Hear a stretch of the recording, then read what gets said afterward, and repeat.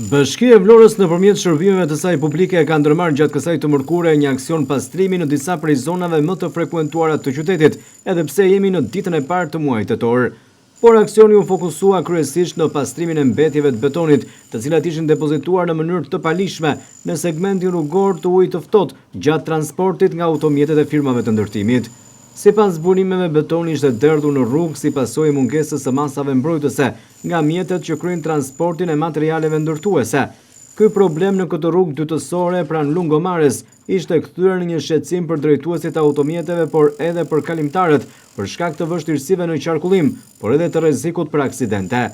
Për pastrimin e plotë të mbetjeve të betonit, punojësit e ndërmarrjeve të bashkisë kanë përdorur edhe mjete të specializuara, por edhe mjete dore për fshim atrapik elektrik për të larguar betonin e ngurtësuar që kishte zënë një pjesë të konsiderueshme të rrugës. Bashkia e Vlorës nëpërmjet policisë bashkiake duhet të ndërmarrë kontrolle në ditët në vijim, sidomos ndaj firmave ndërtuese që nuk respektojnë rregullat për transportin dhe menaxhimin e mbetjeve, ndërsa qytetarët duhet të raportojnë çdo shkelje që dëmton mjedisin dhe hapësirat publike.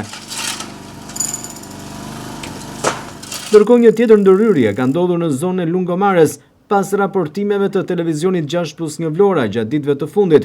Në një nga bloqet e banimit kishin mbetur inerte dhe mbetje ndërtimore si pasojë ndërhyrjes për lirimin e hapësirave publike.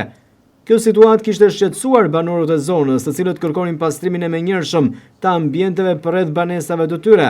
Pas transmetimit të lajmit, institucionet kanë reaguar duke dërguar edhe ekipet e pastrimit. Zona është pastruar tërësisht si kundër ndiqni nga pamjet, ndërsa mbetjet e ngurta janë larguar nga hapësira publike.